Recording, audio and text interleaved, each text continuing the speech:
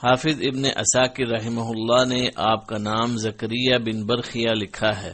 بعض علماء زکریا بن دان کہتے ہیں، جبکہ بعض علماء کے نزدیک آپ کا نسب یوں ہے: زکریا بن لدن بن مسلم بن صدوق بن حشبان بن داؤد بن سلیمان بن مسلم بن صدیقۃ بن برخیہ بن بلعطہ بن ناحور بن شلوم بن بہفاشات بن اینامن بن رجعام بن سلیمان بن داؤد علیہم السلام۔ اللہ تعالیٰ اپنے فرمانبردار بندوں کی آزمائش کبھی نعمت عطا کر کے اور کبھی نعمت نہ دے کر کرتا ہے۔ حضرت زکریا علیہ السلام کی آزمائش اولاد جیسی نعمت سے محرومی کے ساتھ ہوئی، حتیٰ کہ ایک روز زکریا علیہ السلام نے مریم علیہ السلام، جو کہ ان کی زیر کفالت تھی، کو بے موسم پھل کھاتے دیکھا تو بے اختیار اپنے رب کو پکارا کہ الہی مجھے نیک اولاد سے بہرمند فرما۔ اللہ تعالیٰ نے ان کی اس دعا اور دعا کی قبولیت کا تذکرہ سورہ مریم، آل عمران اور انبیاء میں خوبصورت پیرائے میں کیا ہے۔ ترجمہ: کاف ہا یا عین صاد، یہ تمہارے پروردگار کی مہربانی کا بیان ہے جو اس نے اپنے بندے زکریا پر کی تھی، جب انہوں نے اپنے پروردگار کو دبی آواز سے پکارا اور کہا کہ اے میرے پروردگار، میری ہڈیاں بڑھاپے کے سبب کمزور ہو گئی ہیں اور سر بڑھاپے کی وجہ سے شعلے کی طرح بھڑک اٹھا ہے، اور اے میرے پروردگار، میں تجھ سے مانگ کر کبھی محروم نہیں رہا، اور میں اپنے بعد اپنے بھائی بندوں سے ڈرتا ہوں، اور میری بیوی بانجھ ہے۔ تو مجھے اپنے پاس سے ایک وارث عطا فرما جو میری اور اولاد یعقوب کی میراث کا مالک ہو، اور اے میرے پروردگار، اس کو خوش اتوار بنانا۔ اے زکریا، ہم تم کو ایک لڑکے کی بشارت دیتے ہیں جس کا نام یحییٰ ہے۔ اس سے پہلے ہم نے اس نام کا کوئی شخص پیدا نہیں کیا۔ انہوں نے کہا، پروردگار، میرے ہاں کس طرح لڑکا پیدا ہوگا جب صورتحال یہ ہے کہ میری بیوی بانجھ ہے اور میں بڑھاپے کی انتہا کو پہنچ گیا ہوں۔ حکم ہوا کہ اسی طرح ہوگا۔ تمہارے پروردگار نے فرمایا ہے کہ یہ میرے لیے آسان ہے، اور میں پہلے تم کو بھی تو پیدا کر چکا ہوں اور تم کچھ چیز نہ تھے۔ کہا کہ اے پروردگار، میرے لیے کوئی نشانی مقرر فرما۔ فرمایا کہ نشانی یہ ہے کہ تم صحیح سالم ہو کر 3 رات اور دن لوگوں سے بات نہ کر سکو گے۔ پھر وہ عبادت کے حجرے سے نکل کر اپنی قوم کے پاس آئے تو ان سے اشارے سے کہا کہ صبح و شام اللہ کو یاد کرتے رہو۔ اے یحییٰ، ہماری کتاب کو مضبوطی سے پکڑے رہو، اور ہم نے ان کو لڑکپن ہی میں دانائی عطا فرمائی تھی اور اپنے پاس سے شفقت اور پاکیزگی دی تھی، اور وہ پرہیزگار تھے اور ماں باپ کے ساتھ نیکی کرنے والے تھے اور سرکش و نافرمان نہیں تھے۔ اور جس دن وہ پیدا ہوئے اور جس دن وفات پائیں گے اور جس دن زندہ کر کے اٹھائے جائیں گے، ان پر سلام اور رحمت ہو۔ سورہ مریم آیت نمبر 1 تا 15۔ سورہ آل عمران میں فرمایا۔ ترجمہ: اور زکریا کو اس مریم کا متکفل یعنی کفیل بنایا۔ زکریا جب کبھی عبادت گاہ میں اس کے پاس جاتے تو اس کے پاس کھانا پاتے۔ یہ کیفیت دیکھ کر ایک دن مریم سے پوچھنے لگے کہ مریم، یہ کھانا تمہارے پاس کہاں سے آتا ہے؟ وہ بولی کہ اللہ کے ہاں سے آتا ہے، بے شک اللہ جسے چاہتا ہے بے شمار رزق دیتا ہے۔ اس وقت زکریا نے اپنے پروردگار سے دعا کی اور کہا کہ پروردگار، مجھے اپنی جناب سے اولاد صالح عطا فرما، تو بے شک دعا سننے والا اور قبول کرنے والا ہے۔ وہ ابھی عبادت میں کھڑے نماز ہی پڑھ رہے تھے کہ فرشتوں نے آواز دی کہ زکریا، اللہ تمہیں یحییٰ کی بشارت دیتا ہے، جو اللہ تعالیٰ کے کلمہ یعنی عیسیٰ کی تصدیق کریں گے اور سردار ہوں گے، اور عورتوں سے رغبت رکھنے والے نہ ہوں گے، اور اللہ کے پیغمبر یعنی نیکوکاروں میں سے ہوں گے۔ زکریا نے کہا کہ اے پروردگار، میرے ہاں لڑکا کیسے پیدا ہوگا؟ میں تو بوڑھا ہو گیا ہوں اور میری بیوی بانجھ ہے۔ اللہ تعالیٰ نے فرمایا، اسی طرح ہوگا، اللہ جو چاہتا ہے کرتا ہے۔ زکریا نے کہا کہ پروردگار میرے لیے کوئی نشانی مقرر فرما۔ اللہ تعالیٰ نے فرمایا نشانی یہ ہے کہ تم لوگوں سے 3 دن اشارے کی سوا بات نہ کر سکو گے، تو ان دنوں میں اپنے پروردگار کی کثرت سے یاد اور صبح و شام اس کی تسبیح کرنا۔ سورہ آل عمران آیت نمبر 37 تا 41۔ سورۃ الانبیاء میں فرمایا ترجمہ: اور زکریا کو یاد کرو جب انہوں نے اپنے پروردگار کو پکارا کہ پروردگار مجھے اکیلا نہ چھوڑ اور تو سب سے بہتر وارث ہے، تو ہم نے ان کی پکار سن لی اور ان کو یحییٰ عطا کیا اور ان کی بیوی کو ان کے لیے بھلا چنگا کر دیا۔ یہ لوگ لپک لپک کر نیکیاں کرتے اور ہمیں امید اور خوف سے پکارتے اور ہمارے آگے عاجزی کیا کرتے تھے۔ سورہ انبیاء آیت نمبر 99-90۔ اور سورۃ الانعام میں فرمایا ترجمہ: اور زکریا اور یحییٰ اور عیسیٰ اور الیاس کو بھی ہدایت دی، یہ سب نیکوکار تھے۔ سورہ انعام آیت نمبر 85۔ اللہ تعالیٰ نے نبی اکرم صلی اللہ علیہ وسلم کو حکم دیا کہ لوگوں کو حضرت زکریا علیہ السلام کا واقعہ سنائیں کہ اللہ تعالیٰ نے انہیں بڑھاپے میں ایک بیٹا عطا فرمایا، جبکہ ان کی اہلیہ محترمہ بھی انتہائی معمر اور بانجھ تھیں۔ اللہ تعالیٰ کی رحمت اور فضل سے کوئی مایوس نہ ہو۔ اللہ تعالیٰ نے فرمایا یہ ہے تیرے پروردگار کی مہربانی کا ذکر جو اس نے اپنے بندے زکریا پر کی تھی، جبکہ اس نے اپنے رب سے چپ کے دعا کی تھی۔ قتادہ رحمہ اللہ فرماتے ہیں اللہ تعالیٰ پاکیزہ دل کو جانتا ہے اور پوشیدہ آوازیں سنتا ہے۔ آپ نے اولاد نہ ہونے پر جس دکھ کا اظہار کیا، اللہ تعالیٰ نے اسے ان الفاظ میں نقل فرمایا کہ اے میرے پروردگار میری ہڈیاں کمزور ہو گئی ہیں اور سر بڑھاپے کی وجہ سے شعلے کی طرح بھڑک اٹھا ہے، لیکن میں کبھی تجھ سے دعا کر کے محروم نہیں رہا۔ آپ فرماتے ہیں کہ میں نے جب بھی رب سے کچھ مانگا ہے میری دعا قبول ہوئی ہے۔ آپ کے دل میں یہ دعا کرنے کا خیال اس وقت آیا جب حضرت مریم علیہ السلام آپ کی کفالت میں تھیں۔ آپ جب بھی ان کے حجرے میں تشریف لے جاتے ان کے پاس بے موسم پھل نظر آتے۔ یہ ایک کرامت تھی۔ آپ نے محسوس کیا کہ مریم کو بے موسم پھل دینے والا اللہ آپ کو بھی عمر کے اس حصے میں اولاد دے سکتا ہے، جبکہ عام حالات میں اس کی امید نہیں کی جا سکتی۔ اسی جگہ زکریا علیہ السلام نے اپنے رب سے دعا کی، کہا اے میرے پروردگار مجھے اپنے پاس سے پاکیزہ اولاد عطا فرما، بے شک تو دعا کا سننے والا ہے۔ سورہ آل عمران آیت نمبر 38۔ آپ نے فرمایا ترجمہ: مجھے اپنے مرنے کے بعد اپنے قرابت والوں کا ڈر ہے، میری بیوی بھی بانجھ ہے، لہذا تو مجھے اپنے پاس سے وارث عطا فرما جو میرا بھی وارث ہو اور یعقوب کے خاندان کا بھی جانشین ہو، اور میرے رب تو اسے مقبول بندہ بنا لے۔ سورہ مریم آیت نمبر 5-6۔ یعنی آپ کو خطرہ محسوس ہوا کہ آپ کے خاندان کے افراد آپ کی وفات کے بعد خلاف شریعت اعمال میں اور گناہوں میں ملوث ہو جائیں گے، اس لیے خواہش ظاہر کی کہ ایک بیٹا ملے جو نیک، پاک باز اور مقبول بارگاہ الہی ہو۔ زکریا علیہ السلام نے چاہا کہ جس طرح آل یعقوب میں سے اس کے بزرگوں کو نبوت اور وحی کا شرف حاصل ہوا تھا، اسی طرح یہ بھی نبی ہو کر ان کی رہنمائی کرے۔ آپ کی دعا میں یہی وراثت مراد ہے، مال و دولت کی وراثت مراد نہیں، جیسے شیعہ حضرات کا دعویٰ ہے، اور بعض اہل سنت علماء نے بھی یہ بات کہہ دی ہے۔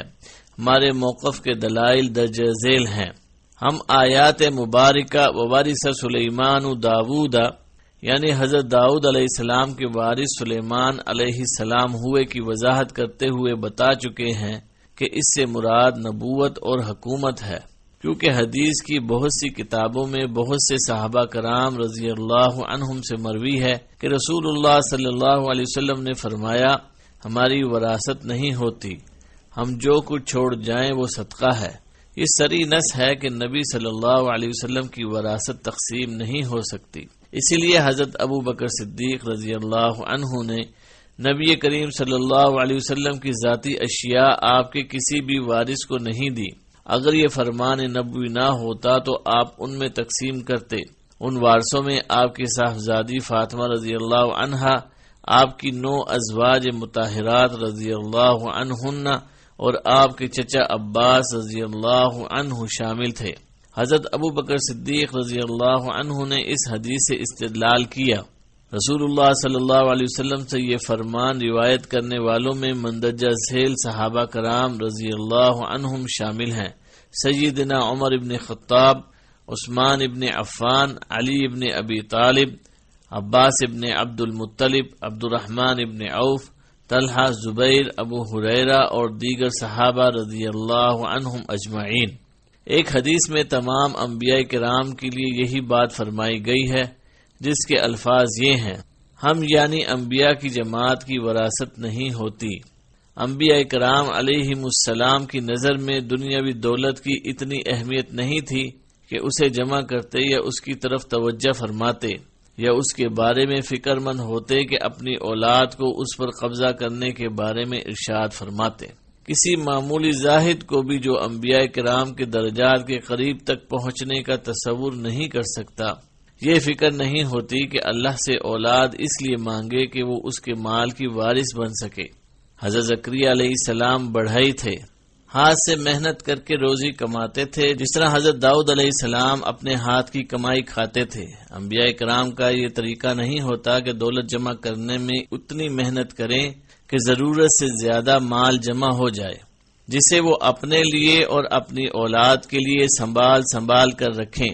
حضرت ابو ہریرہ رضی اللہ عنہ سے روایت ہے کہ رسول اللہ صلی اللہ علیہ وسلم نے فرمایا: حضرت زکریا علیہ السلام بڑھئی تھے۔ ارشاد باری تعالی ہے، ترجمہ: اے زکریا، ہم تجھے ایک بچے کی خوشخبری دیتے ہیں جس کا نام یحییٰ ہے۔ ہم نے اس سے پہلے اس کا ہم نام بھی کسی کو نہیں بنایا۔ سورہ مریم آیت نمبر 7۔ اس کی وضاحت اس آیت مبارکہ سے ہوتی ہے۔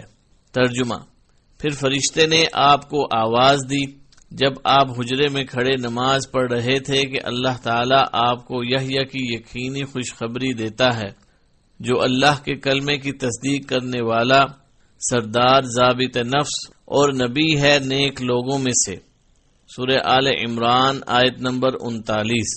جب آپ کو خوشخبری ملی تو بہت تعجب کی حالت میں فرمایا۔ ترجمہ: میرے رب، میرے ہاں لڑکا کیسے ہوگا؟ میری بیوی بانجھ ہے اور میں خود بڑھاپے کے انتہائی ضعف کو پہنچ چکا ہوں۔ سورہ مریم آیت نمبر 8۔ بعض روایات کے مطابق اس وقت آپ کی عمر 77 سال تھی۔ ویسے معلوم ہوتا ہے کہ آپ اس سے زیادہ معمر ہو چکے تھے، واللہ عالم۔ جب حضرت ابراہیم علیہ السلام کو بشارت ملی تھی تو آپ نے بھی اسی طرح تعجب کا اظہار فرمایا تھا۔ ترجمہ: کیا اس بڑھاپے کے آ جانے کے بعد تم مجھے خوشخبری دیتے ہو؟ یہ تم کیسی خوشخبری دے رہے ہو؟ سورہ حجر آیت نمبر 54۔ حضرت سارہ علیہ السلام نے بھی فرمایا تھا۔ ترجمہ: ہائے میری کمبختی، میرے ہاں اولاد کیسے ہو سکتی ہے؟ میں خود بڑھیا اور یہ میرا خاوند بھی بڑی عمر کا ہے، یہ تو یقیناً بڑی عجیب بات ہے۔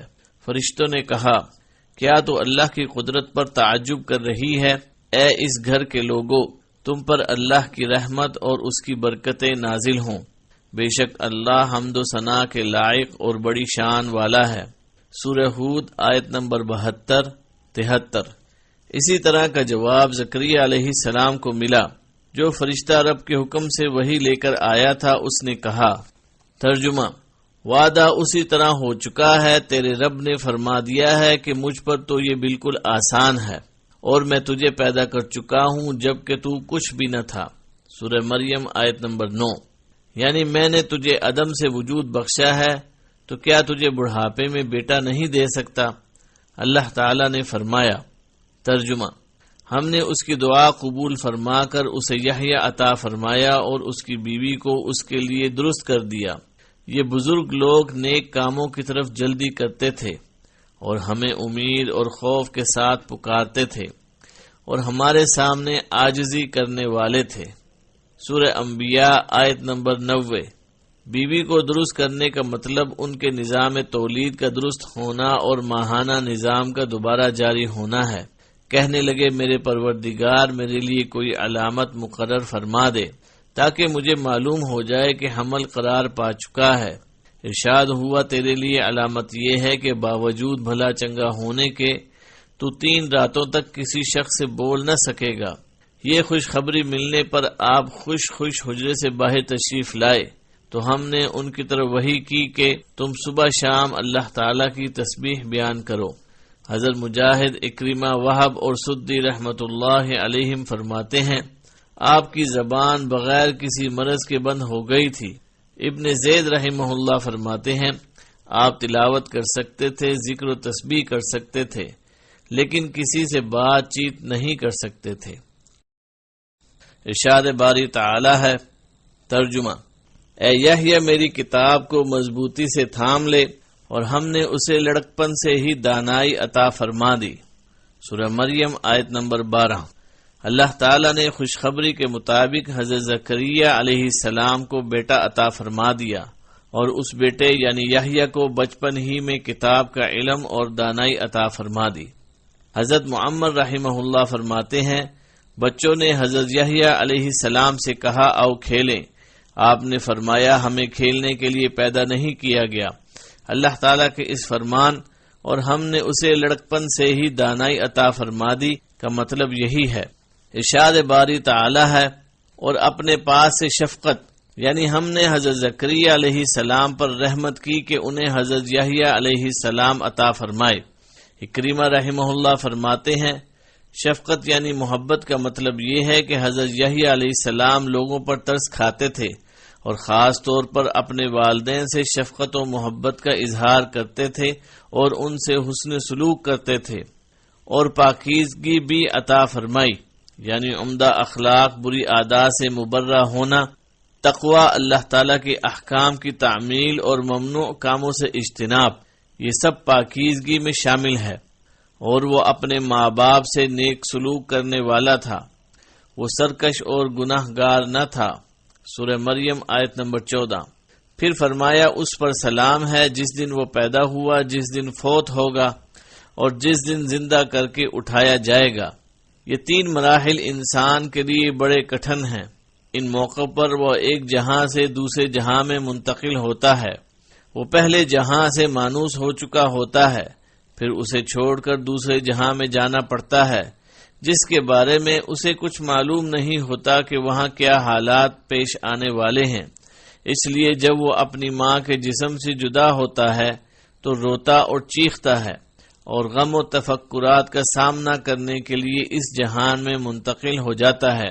اسی طرح جب وہ اس جہان سے منتقل ہوتا ہے تو برزخ کے جہان میں پہنچ جاتا ہے جو دنیا اور آخرت کے درمیان کی منزل ہے۔ وہ قبرستان کی خاموش دنیا کا باشندہ بن جاتا ہے۔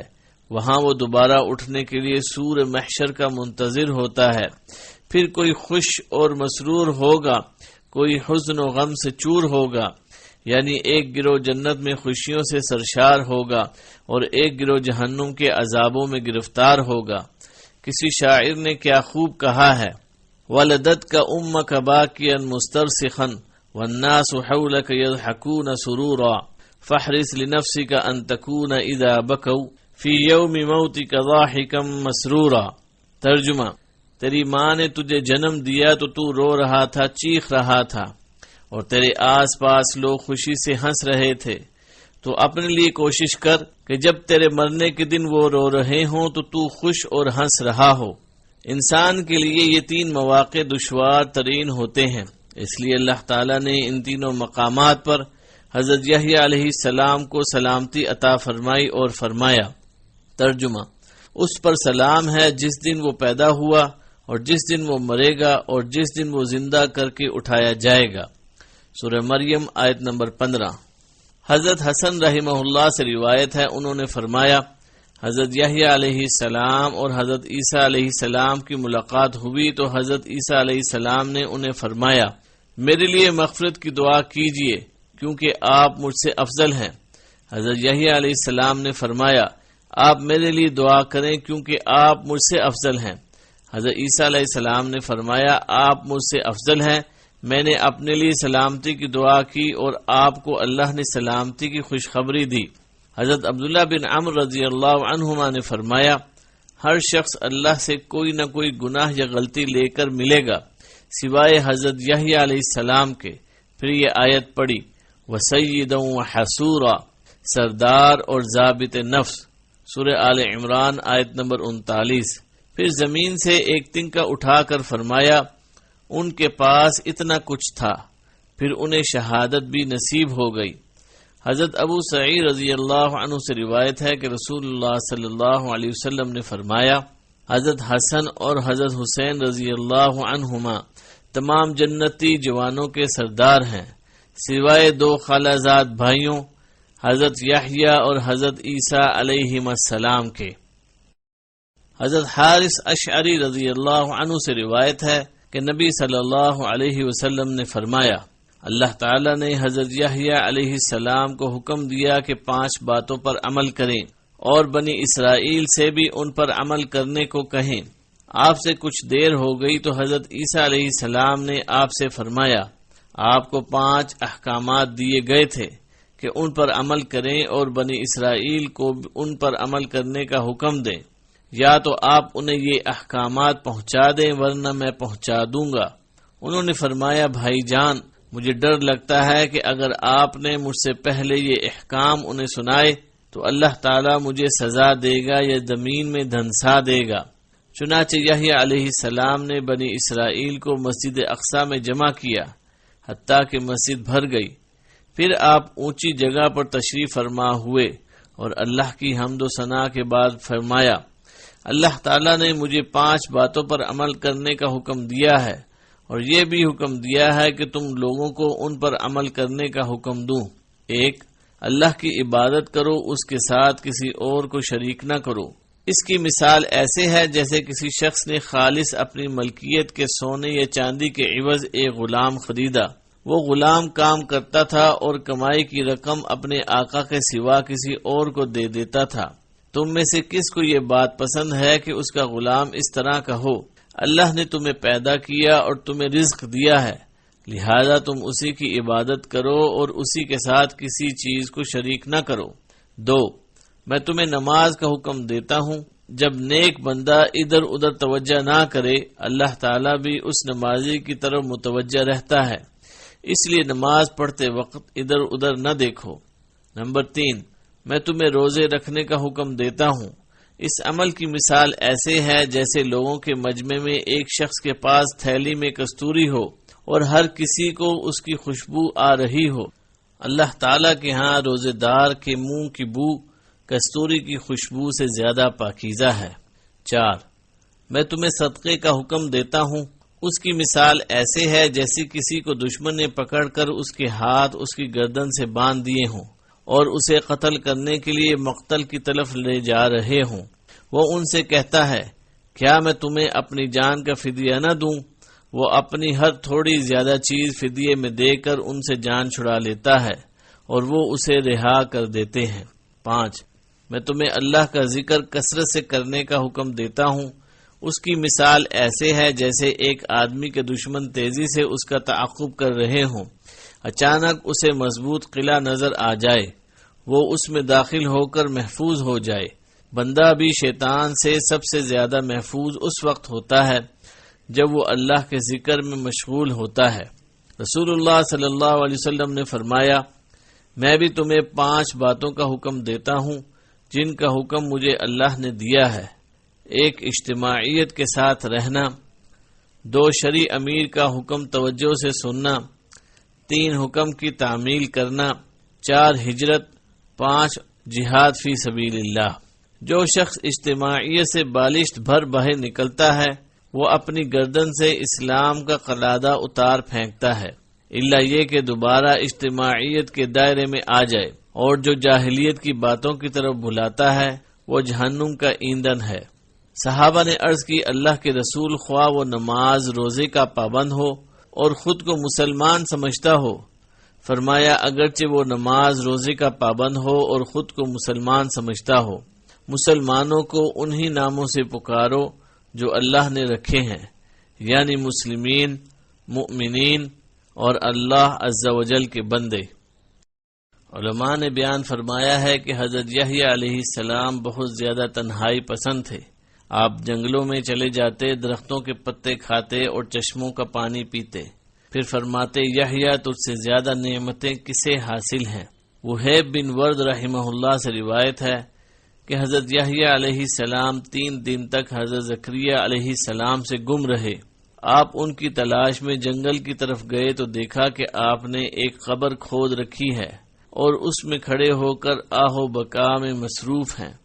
حضرت زکریا علیہ السلام نے فرمایا، بیٹا میں 3 دن سے تیری تلاش میں ہوں اور تو یہاں قبر کھود کر اس میں کھڑا رو رہا ہے۔